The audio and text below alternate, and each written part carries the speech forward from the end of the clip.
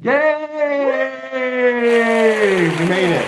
My gosh. It welcome to the Welcome. real reason your team resists Resists change and change. maybe why you resist change. We I might don't. talk a I little bit don't. about I that. don't resist So, change. yeah. Before we get started, though, we want to bring out our chief of staff, Yes. Miss Jude Schwepp, all the way from the All the way UK. from the Where's the UK. applause? Put the applause Okay, on. yep. Yes. Hello, everybody.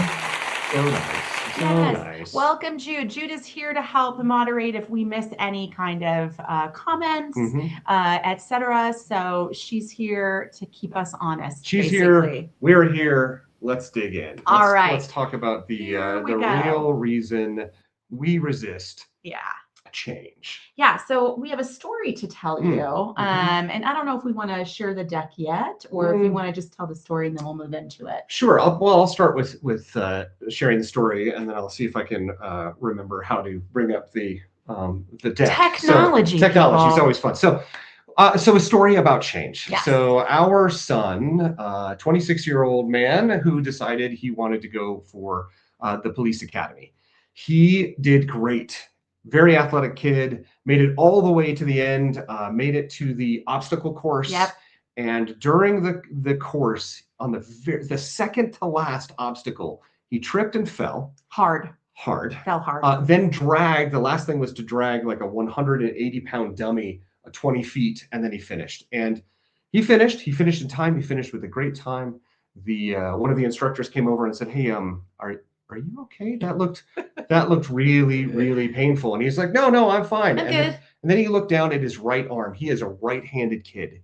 He looked down at his right arm, and he could see, not sticking out of the skin, he could just see his clavicle separated from his shoulder. He had a stage 5 separation of his shoulder. So, what does this have to do with change? Well, I want you to imagine whatever your dominant arm is, left or right, if suddenly today you lost complete use of it, you had to strap it to your chest, and now you have to use that dumb hand that doesn't know how to do anything, and you have to change immediately. That's what's going on in your brain when you are presented with change. This big, drastic event that makes people really, it makes it painful, makes it difficult, and people don't know how to deal with it.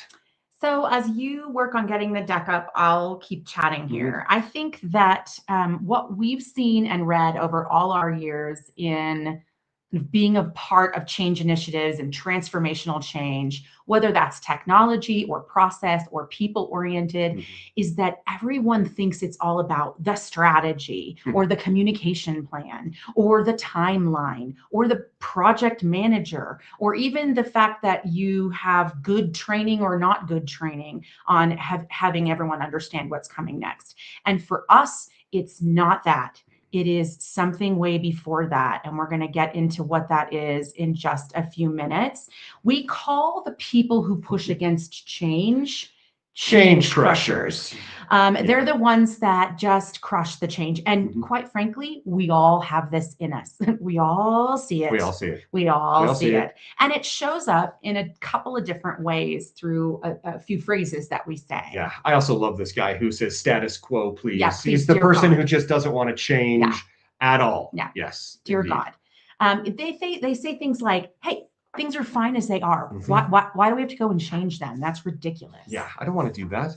They say things like, we need more information. They want to, it's a stalling tactic. What they want to do is sit on it and wait. And by asking more questions, by saying we need more information, one, it might allow them to undercut or devalue the change. Yep. And two, it may stall it enough that the change never happens. Or they might say something like, look, I don't think we've explored all the risks here, people. This is really risky.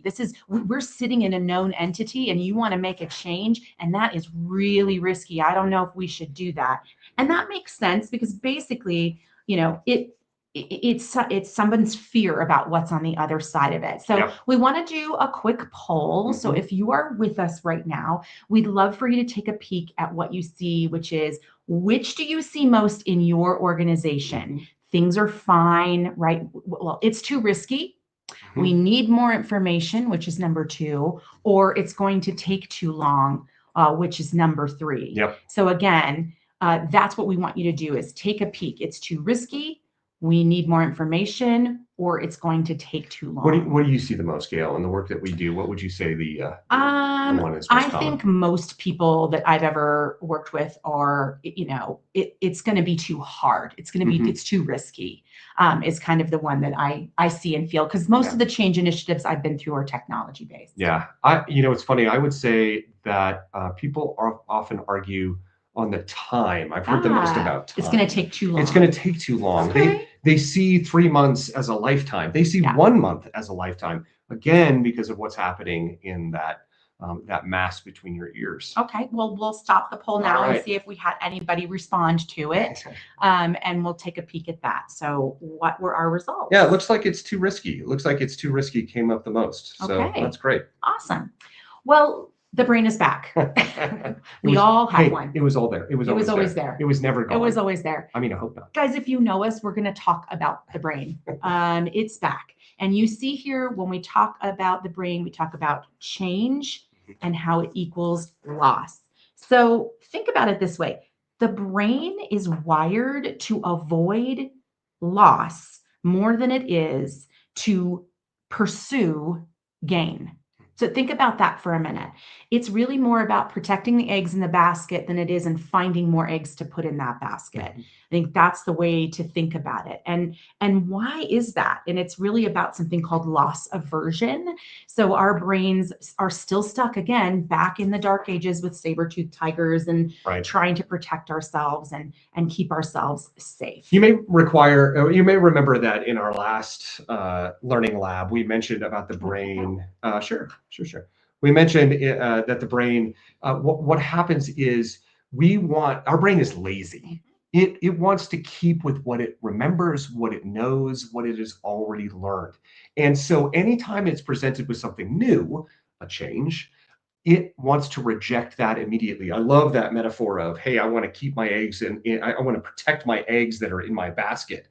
All of those things it's learned are in that basket. And if you want to add a new egg, it feels like you're just going to drop the existing basket. Exactly. It's a really interesting process. If you were part of the learning lab the last time we did it, one of the stories that I told was about a woman who it took her probably, 3 days to do payroll. And the particular technology we were introducing was going to help her do it in 3 hours.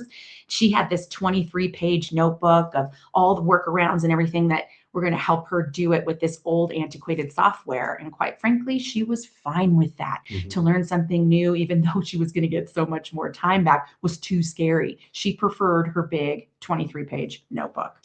Oh, that's an interesting view. All right. So what's important to note is that people aren't rejecting the future. They're protecting what they feel like they're going to lose. That's what's really going on. It's all about protection, which is there. That's the view I want. That's the view.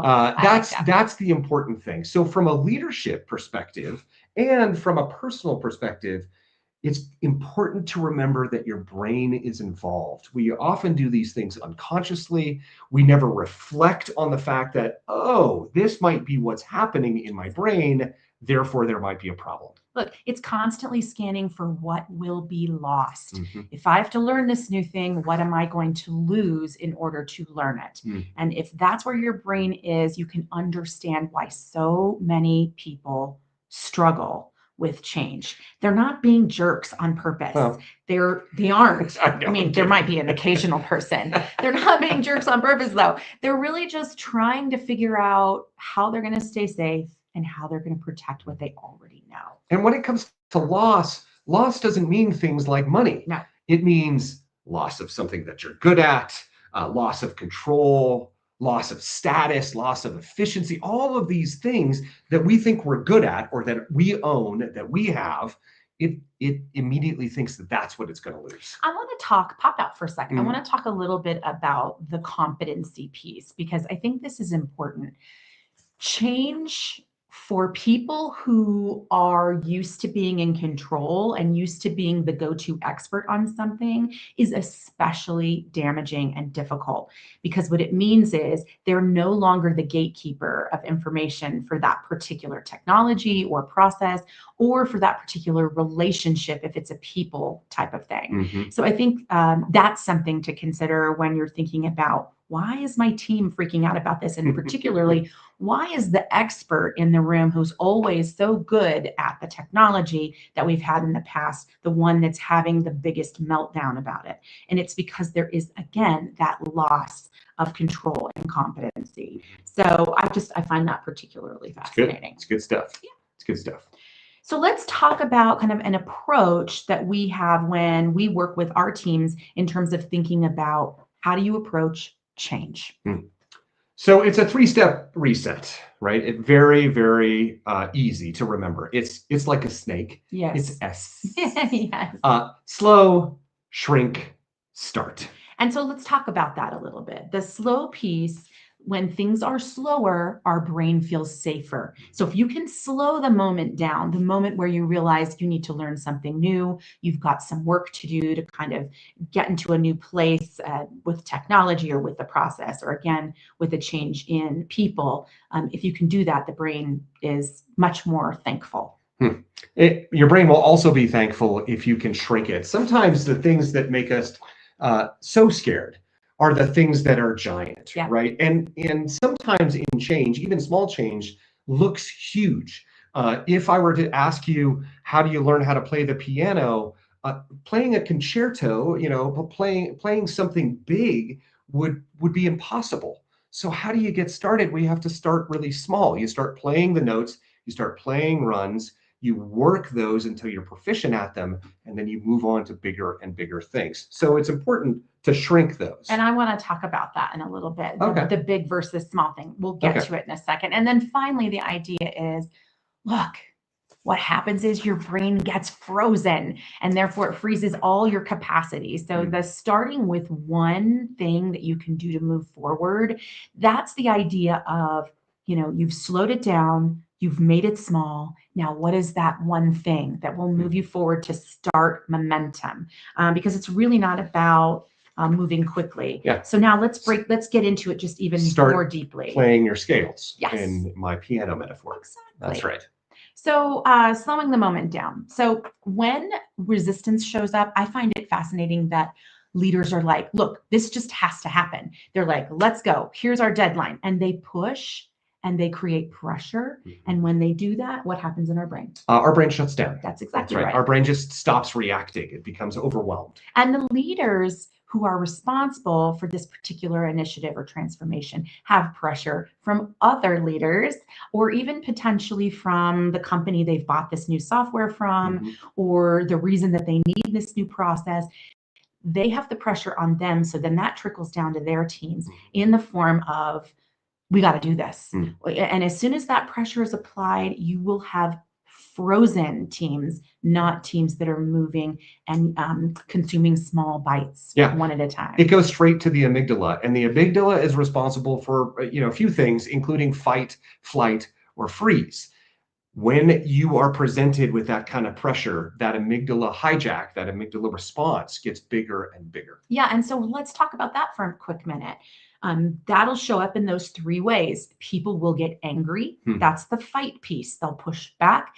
They'll ask questions. They'll say it's not the right time. It's not helping me. It's slowing me down. Then you'll have people who freeze. They won't do anything. They won't participate. They'll stop talking. They'll stop sharing. Yeah. We know those people. Yeah. And then you have people that'll run away. Yeah, they'll just leave the room. Or worse, what they're going to do, and sometimes that flight this is awful. is they're going to go back and they're going to talk to the other people that are going to get the change, and they're going to start undercutting it. They're going to start bad mouthing it and telling everybody about how bad it's really going to be, because their immediate response is to fly away from it. Yeah. Right. They want to leave. Yeah. So kind of back on that slide, here are some language that you can kind of use to help slow things down with your teammates and colleagues, with other people that you're seeing struggling with a change. Yeah. let's pause for a second. Just admitting that people need a little more time is an important thing. And you know what? You can even do it from your perspective. It doesn't have to be let's. It's that you can be something like, you know what? I need to pause for a second here because, and then let it. So you don't have to turn the mirror and force it on people. Right. You can use that from an influence standpoint and just say that it's you who needs it. I also love this idea of before we move on, because everyone's so quick to like, everybody good? Great, let's move on.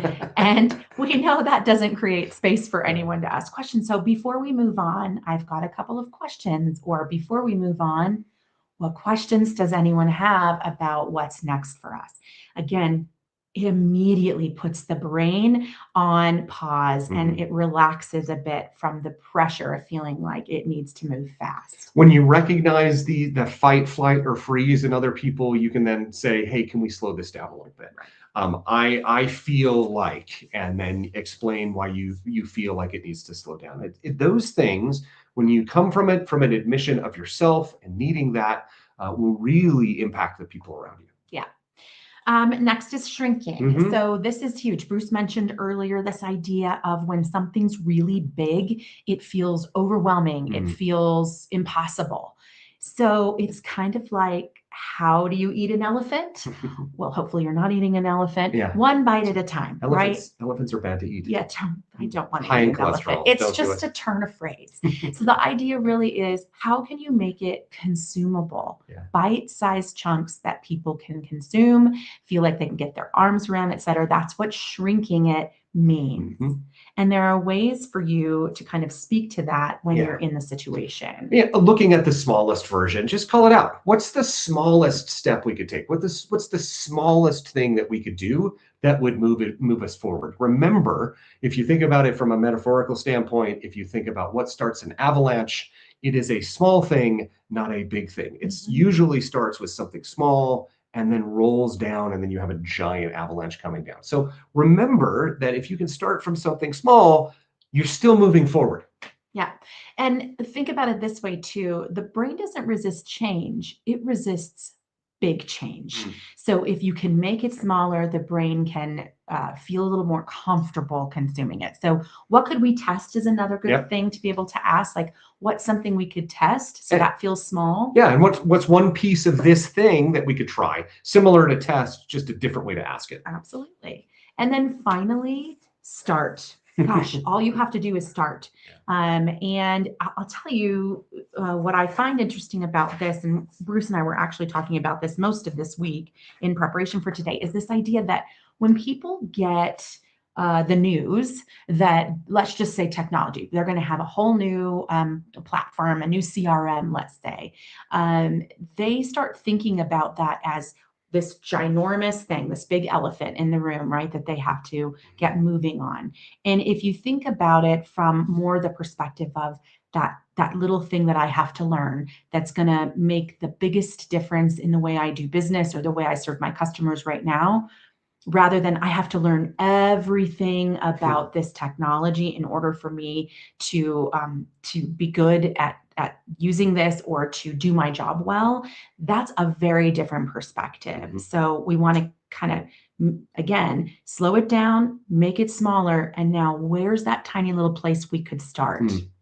Yeah, that's just really important. It is. Yeah.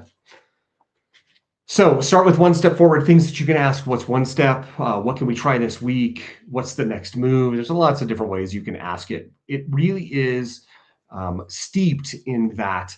What's the smallest thing that we can do, right? What is something that can move us forward? And I think when you feel that resistance from others or even in yourself, and that's kind of where we're going with this next slide. What if it's you? Oh man, what if you're the problem? Yeah. You know, if you're the problem. If you're the problem, you got a problem. No, if you're the problem, we all have this, right? We are all afraid of change. Gail and I work in a lot of different things, a lot of different fields, a lot of different companies. We also do improv, which is flooded with change.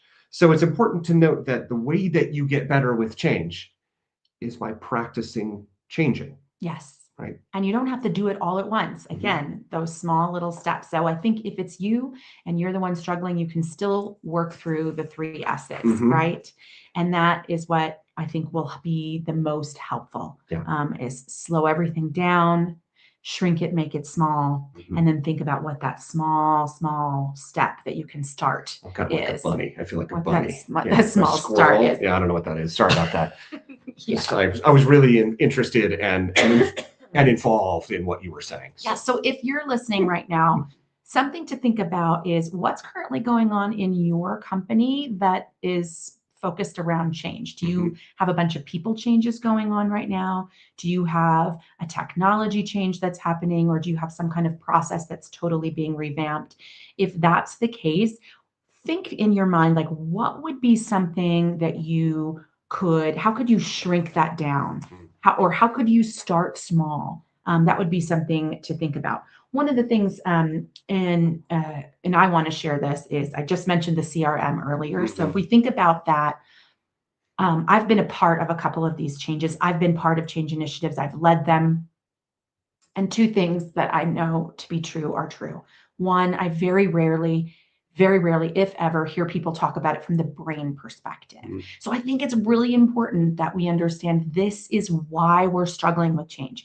Not because people are intentionally trying to be mean, not because someone's trying to thwart us. They don't get up in the morning and start thinking about ways they're going to like throw a bomb into the middle of everything. It's that their brain is scared. And 2, when you, for instance, think about a CRM, for example, instead of thinking, okay, we have to train on every facet of this technology, and now we have to use every facet when we basically flip a switch tomorrow, and there we go.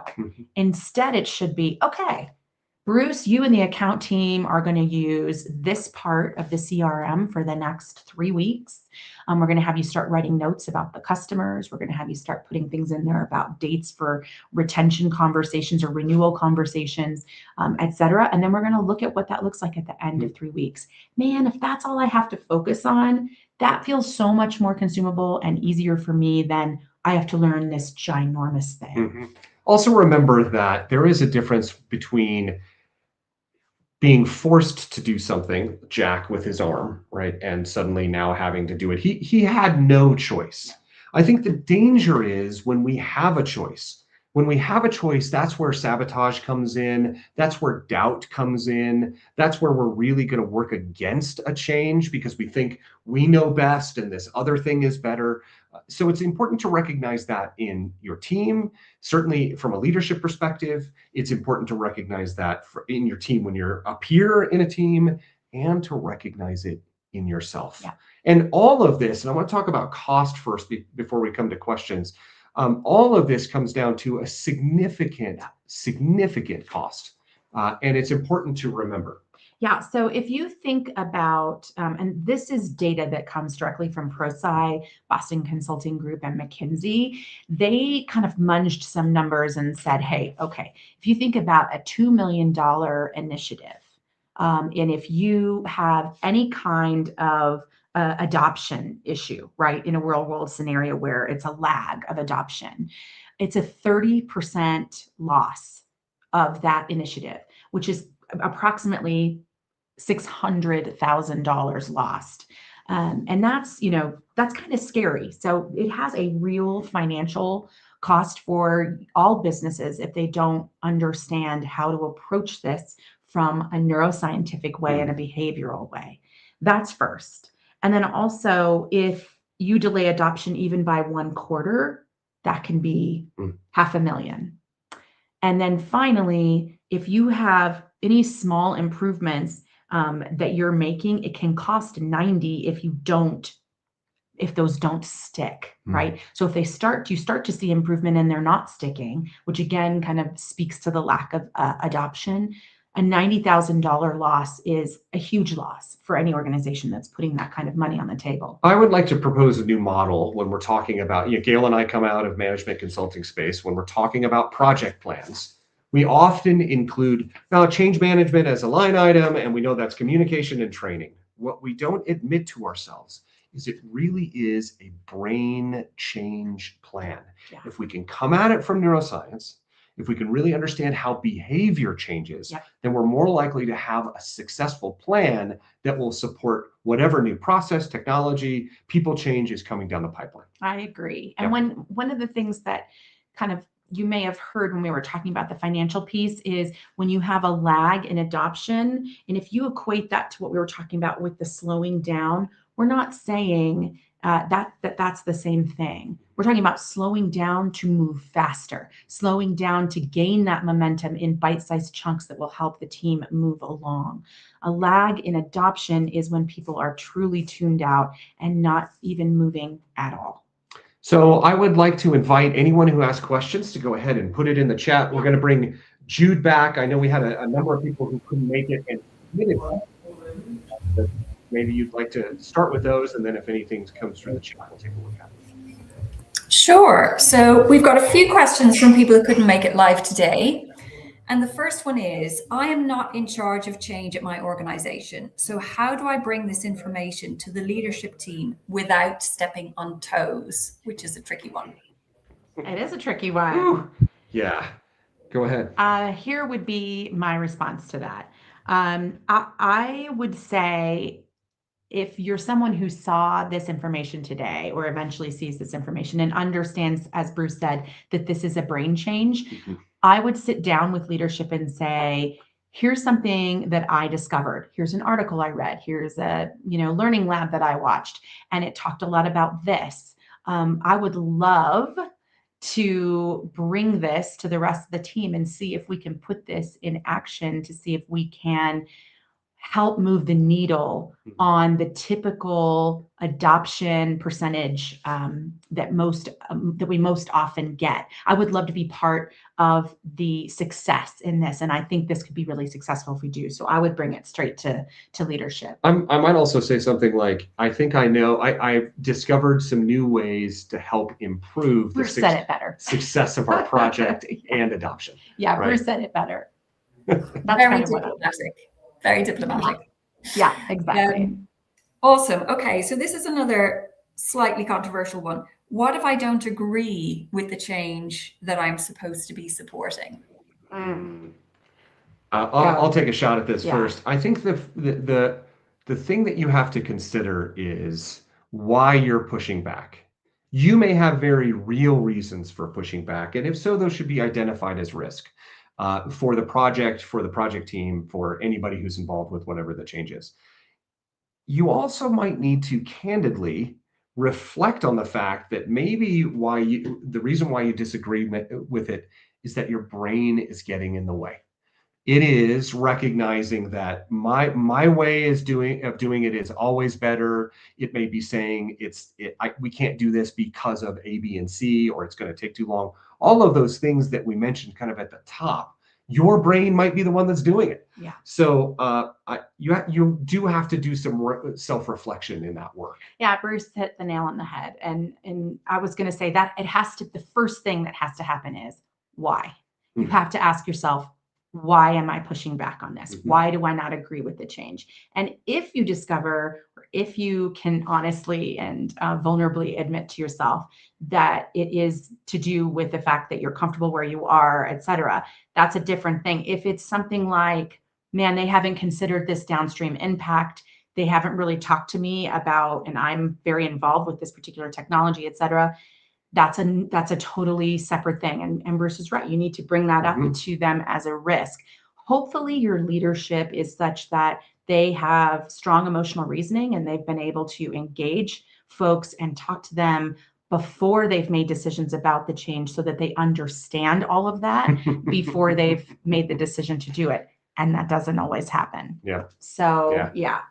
Conversations. So thank you, Jude. Thank That's you, Jude. awesome. I love those two questions. And since we're getting close to the end, I think we'll wrap things I'm so up. glad we had this time together. Absolutely. Guys, thanks so much for joining us. We love these quick 30-minute meetings. Our next business relationship learning lab is called Why You're Getting Interrupted and What to Do About It. Oh man, that is a tough one when people are just, they step all over you, or you step all over them for that matter, and how that works. Yep, and it's going to be June 10th at 10 a.m. Mountain. Here's our free assessment. We hope you have a fantastic day. Thank you to Jude for helping us wrangle questions and keeping us organized as always. That's right. We hope you all have a fantastic day. Looking forward to the next one. See you soon. Bye, guys.